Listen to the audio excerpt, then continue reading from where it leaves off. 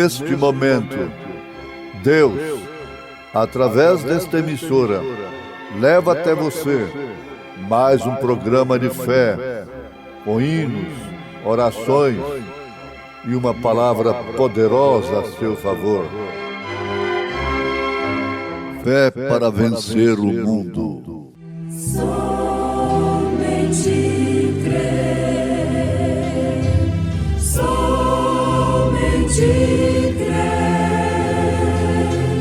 tudo é possível, somente crer, somente crer, somente crer, tudo é possível, somente crer.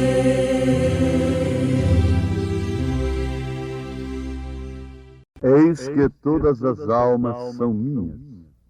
Como a alma do Pai, também a alma do Filho é minha. A alma que pecar, essa morrerá.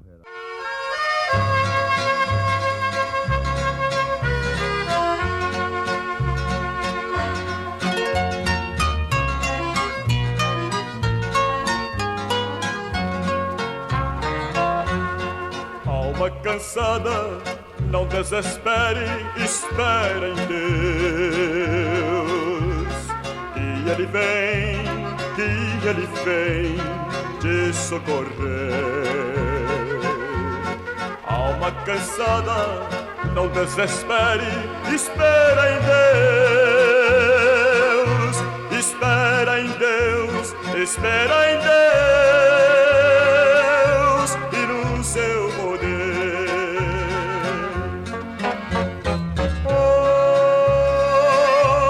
Alma cansada, espera em Deus e no seu amor. Vem, oh alma cansada, espera em Deus, confia somente no seu amor.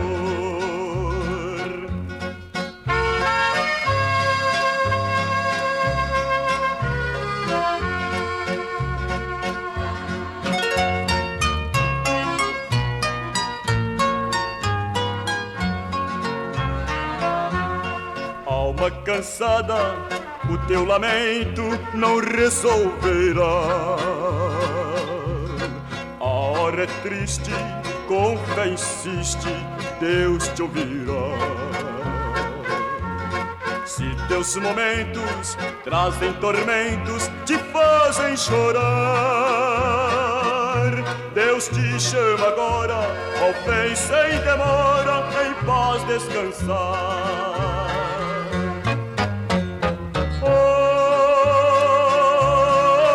Alma cansada, espera em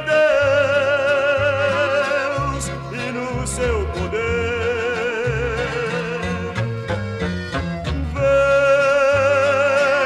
alma cansada, espera em Deus, confia somente no seu amor.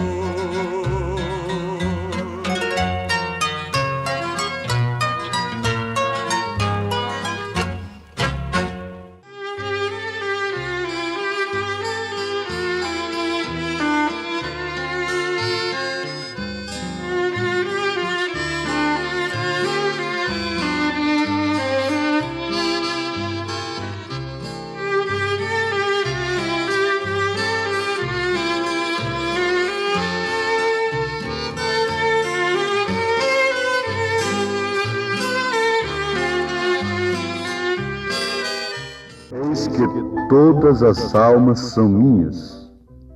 Como a alma do Pai, também a alma do Filho é minha. A alma que pecar, essa morrerá. Ouvintes amados, estamos diante da oportunidade de aprendermos coisas que podem nos levar perfeitamente à salvação, que podem levar o pecador a ser salvo, redimido pelo sangue de nosso Senhor Jesus Cristo, pelo plano do Deus vivo de resgatar os pecadores perdidos. Você sabe que Deus olhou para baixo e declarou: a alma que pecar, essa morrerá. Será separada de mim. Não pode se aproximar de mim, diz o Senhor.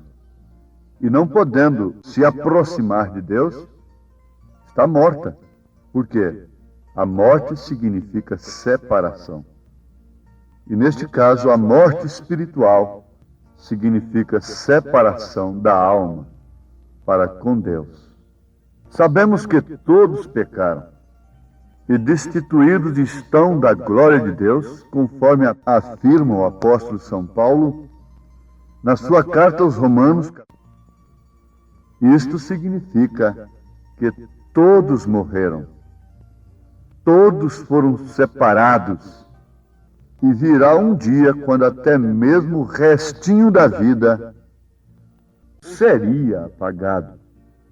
Mas Deus, em seu amor, porque Deus amou o mundo de tal maneira, e Ele proveu essa expressão de seu amor, de dar o seu Filho através de um tipo. E esse tipo foi tomando a um animal, tomou a sua vida em lugar da vida do pecador. No Velho Testamento, o pecador levava um cordeiro. Ele colocava sua mão sobre o cordeiro enquanto o sacerdote cortava o pescoço do cordeiro. Então ele sentia o sangramento e ouvia o balido.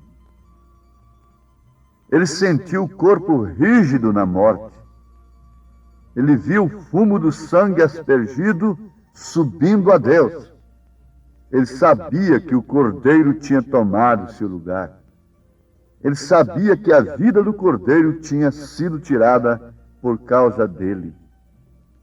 Porém, a vida daquele cordeiro era a vida de um animal e não podia voltar sobre o pecador purificando-o. Então, assim, ele, o pecador, permanecia com o mesmo desejo de pecar. Ele subia com o pecado em mente e voltava um ano mais tarde para oferecer o sacrifício pela mesma coisa. Mas no Novo Testamento não é assim. Isto apenas foi um tipo. Esse cordeiro animal era um tipo que, na verdade, morria em lugar do pecador, mas não trocava a natureza do pecador. Portanto, a verdadeira religião é aquela que leva o homem ao novo nascimento.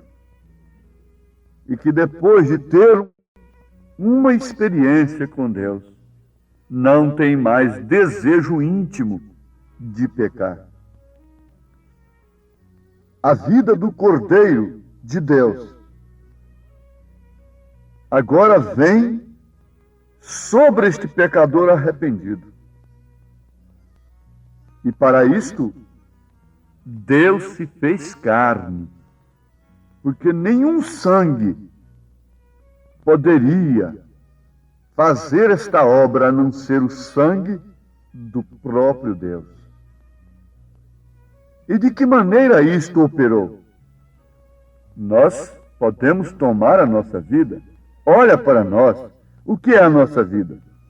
Simplesmente uma pequena célula que veio de nosso pai. Você sabe que a fêmea não tem hemoglobina. Ela produz o óvulo. Ela é incubadora. Porém, o sangue vem do macho. É por isso que a mulher toma o nome do homem. A criança recebe o nome dele. A mãe é incubadora da criança. Ela dá a luz. A essas alturas nós já estamos querendo falar com os nossos ouvintes sobre esse mistério tremendo que é o mistério da piedade. Deus se fazendo carne, para então assim derramar sangue, mas não sangue de uma segunda pessoa, mas seu próprio sangue. O sangue de seu filho é o seu próprio sangue. É o sangue do Pai. Por isso São Paulo afirma em Atos dos Apóstolos, capítulo 20, versículo 28, que a igreja de Deus foi comprada com seu próprio sangue. Com o próprio sangue de Deus. Não foi comprada com o sangue de uma segunda pessoa. Ou seja, de uma suposta segunda pessoa. Porque Jesus Cristo não é a segunda pessoa de Deus. Ele disse, eu sou o primeiro e o último. Eu sou o alfa e o ômega. Ele diz, eu e o Pai somos um. Eu, carne, o Pai, espírito, somos um. E um espírito não pode sangrar. Um espírito não tem ossos, o próprio Jesus disse, quando apareceu aos seus discípulos.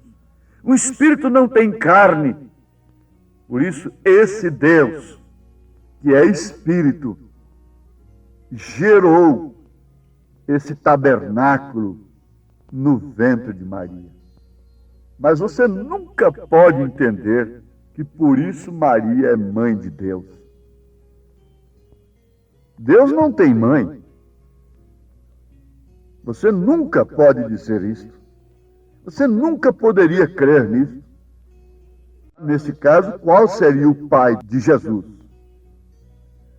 Desde que Maria é sua mãe, quem seria o seu pai? Para que Maria fosse sua mãe, nesse sentido genético mesmo, ela teria que ter tido uma sensação, mas ela não teve uma sensação. Ela concebeu totalmente virgem. E o profeta William Branham diz em sua mensagem que ela deu a semente que era Cristo. Nem o seu óvulo.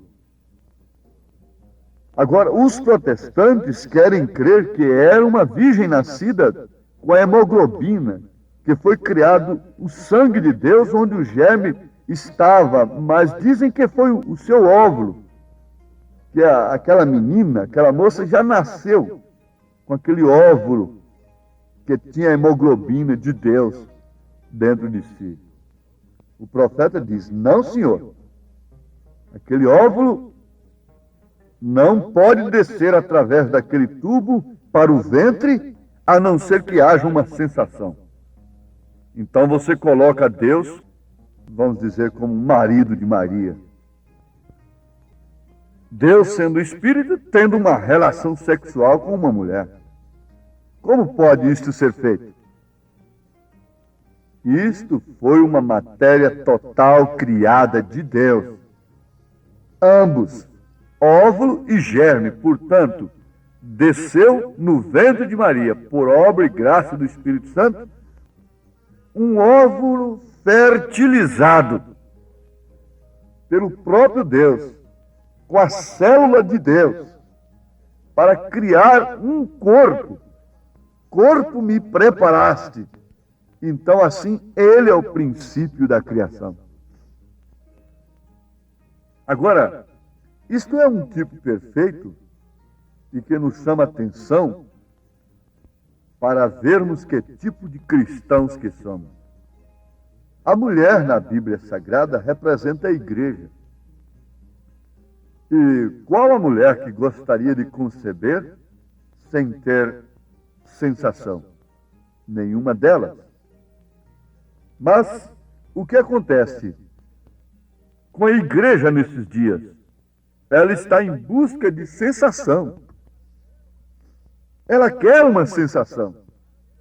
Ela está atrás de emoções. E ela quer com isso dizer que tem o Espírito Santo quando consegue sensações e emoções com Deus, com as bênçãos de Deus, com as bênçãos naturais do Senhor. Você grita por causa da chuva, louva por causa do sol, você agradece por causa de uma cura, chora, se arrepia e fala em línguas, porque recebe uma visita de Deus.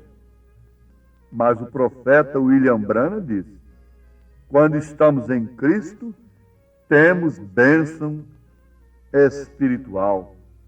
Fora de Cristo, temos sensações. Em Cristo temos bênçãos positivas, não manufaturadas, não pretexto.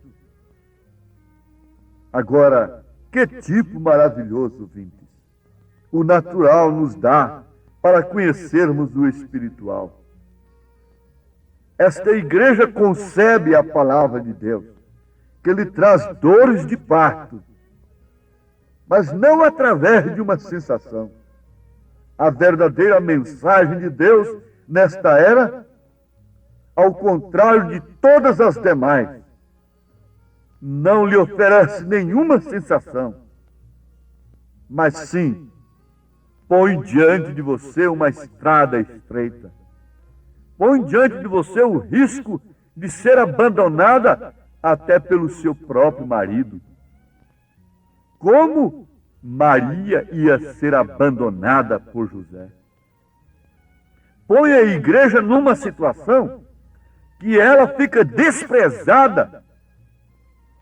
Ela se torna uma igreja desprezada pelo mundo, insultada, ridicularizada. Porque você já pensou aquela mocinha aparecer grávida antes que seu marido tivesse qualquer contato íntimo com ela? O que você pensa que Maria enfrentou? Enfrentou escárnios, enfrentou a própria morte. Ela podia ser apedrejada se José a levasse no templo e provasse que ela estava grávida antes que ele a conhecesse como esposa. Ela enfrentou tudo isto porque ela tinha uma mensagem de Deus dentro de si. Se a igreja tiver uma mensagem de Deus, ela não ficará em boa situação comum. Veja através da Bíblia Sagrada, veja através da história, quando foi que a igreja genuína de Deus esteve bem com o mundo? O mundo esteve bem com ela? Nunca. Ela sempre foi desprezada, ela sempre foi insultada, e ela foi aquele tipo de esposa que, tendo um marido irresponsável, que não responde no seu posto de dever, não lhe oferece determinadas condições que a esposa tem direito, mesmo assim ela permanece fiel. Mesmo assim ela permanece firme, porque ela tem um caráter guardado dentro de si, e expressado através das provas. O que expressa a sua fé, o que expressa o seu caráter, são as provas, é a sua conduta, é seu comportamento na hora do ridículo, na hora das provas. Maria sabia de quem ela tinha concebido. E se o anjo não tivesse revelado ao seu marido, ele a teria desprezado-a, repudiado-a, mesmo secretamente, mas sendo um justo, intentou fazê-lo secretamente, para não infamá-la, para não difamá-la. E justamente por isto, Deus se compadeceu dele. Deus avisou para ele que o que estava nela não era de outro homem. Não se tratava de uma traição, mas era do próprio Deus.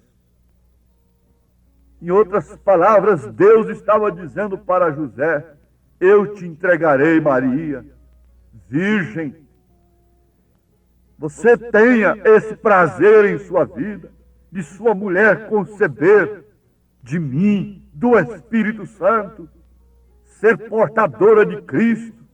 Todos os maridos, se fossem justos, teriam o prazer de verem suas mulheres portando Cristo, nas vestes, no porte de mulher, suas filhas numa verdadeira conduta cristã.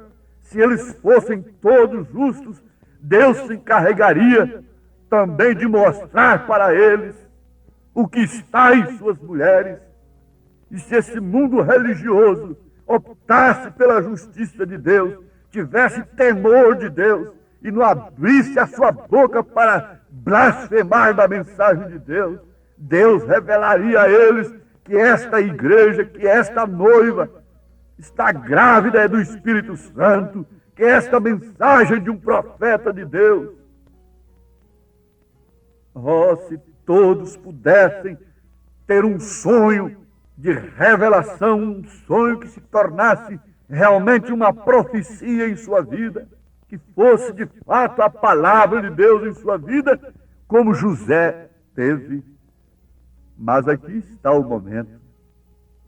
Todos pecaram e destituídos estão da glória de Deus. Portanto, alguém dentre nós tem condição de ensinar a Deus qual é o plano, qual é a maneira correta dele nos salvar? Não. Alguém diz, é pelo purgatório.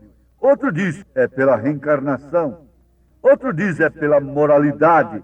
Outro diz, é pelo evangelho moderno da minha igreja, da minha denominação. Não!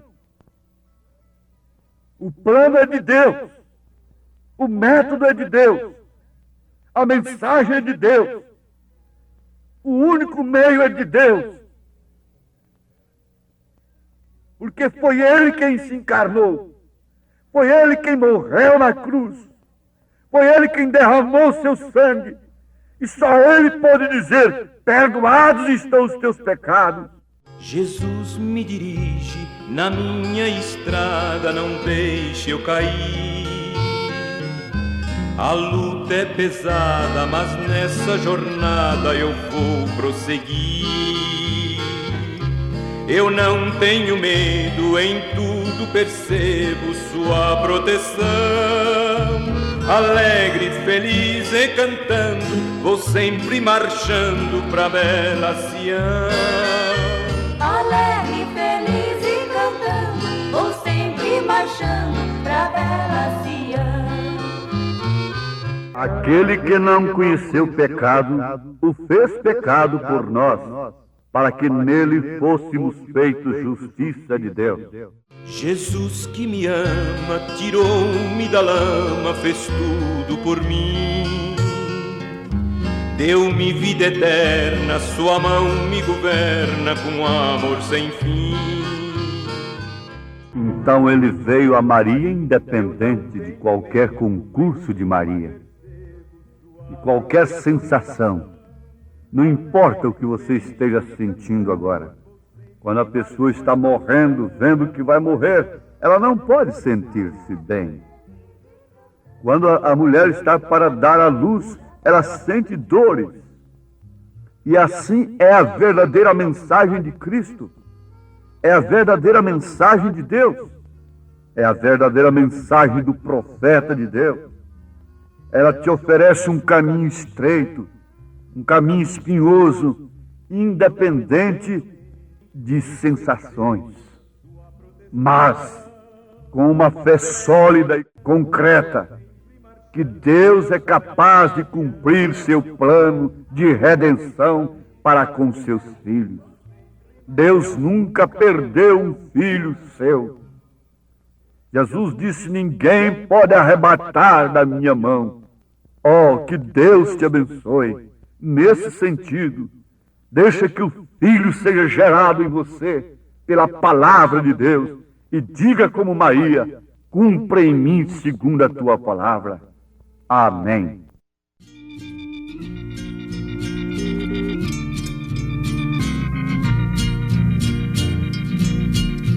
A minha estava longe do caminho do céu. Eu era cego e desprezível pecador, mas Jesus já transformou minhas trevas em luz, quando Ele estendeu sua mão para mim. Quando Jesus estendeu sua mão, quando Ele estendeu sua mão para mim, eu era pobre, perdido, sem Deus, sem Jesus, quando Ele estendeu sua mão para mim.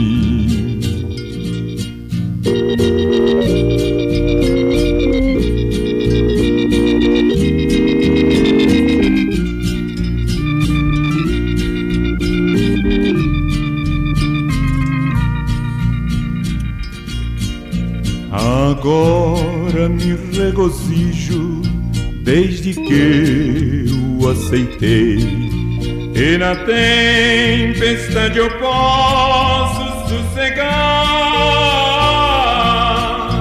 pois com Ele estou liberto do perigo do mal, desde que estendeu sua mão para mim.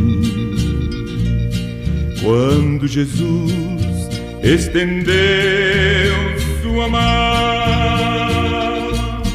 quando Ele estendeu sua mão para mim, eu era pobre, perdido, sem Deus, sem Jesus, quando Ele estendeu sua mão para mim. Quando Ele estender sua mão para mim, quando Ele estender sua mão para mim.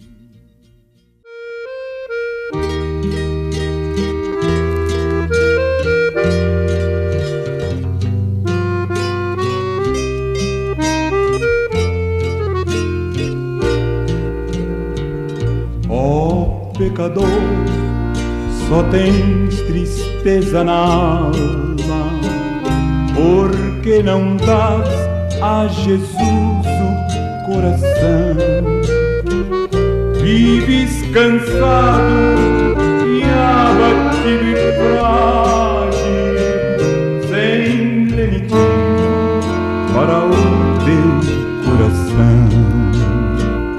A tua alma é muito preciosa, o inimigo vive a cobiçar. Somente Cristo tem direito à tua alma, para que um dia no céu possas morar. Jesus está chamando, dizendo: vens como estás, eu te darei alegria neste mundo, e lá no outro vida eterna e paz.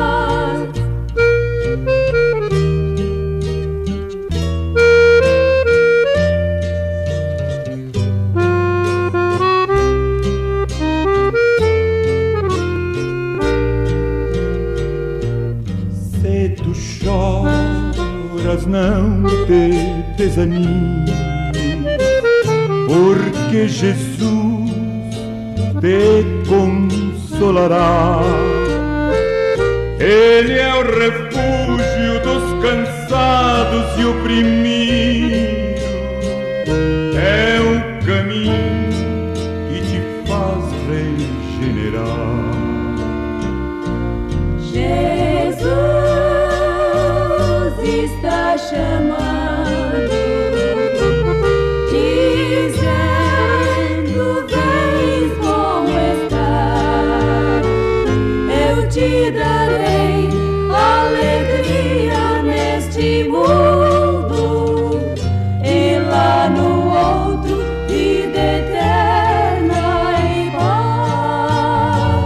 eu te darei alegria neste mundo.